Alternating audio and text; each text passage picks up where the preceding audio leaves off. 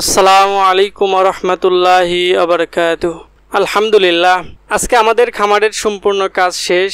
আমরা যে গুনার নেটটি নিয়ে এসেছি সেই নেটগুলো বাটাম দিয়ে চতুর সাইডে মেরে দেব ইনশাআল্লাহ। নেট কিনতে গিয়ে আমাদের সাথে ঘটেছে এক অন্যরকম ঘটনা। বিভিন্ন মানুষের বিভিন্ন রকমের ব্যবসা, আল্লাহ তাআলা রিজিকের মালিক, যার যেরকম ব্যবসা করে তার কাছে হয়তো সেই রকমই কাস্টমার যায়। যেমন বলতেছি, একজনের হালাল ইনকাম, যে হালালভাবে ব্যবসা করে তার কাছেই যায়।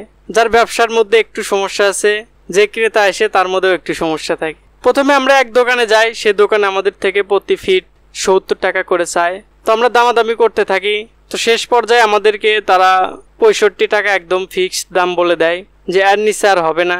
তখন দেখি এক চাচা নেট কিনে নিয়ে যাচ্ছে।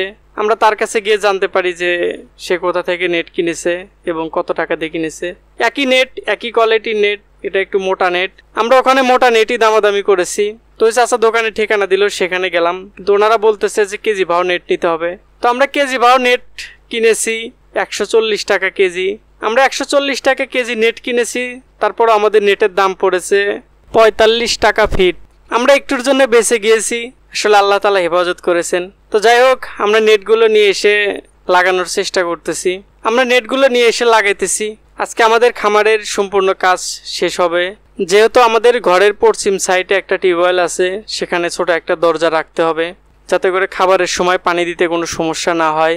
এজন্য আমরা ছোট একটা দরজাও বেনে নিই সেখানকার জন্যে। তো দরজা বানাতে বানাতে আমাদের একটু সন্ধ্যা হয়ে যায়।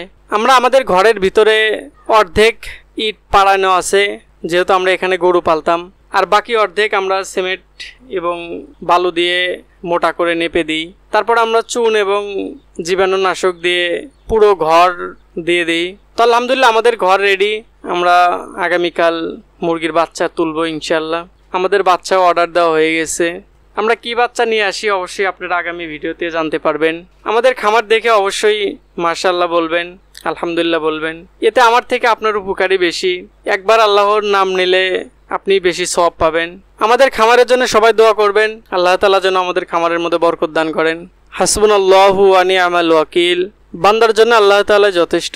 আসসালামু আলাইকুম ওয়া রাহমাতুল্লাহি ওয়া বারাকাতুহু।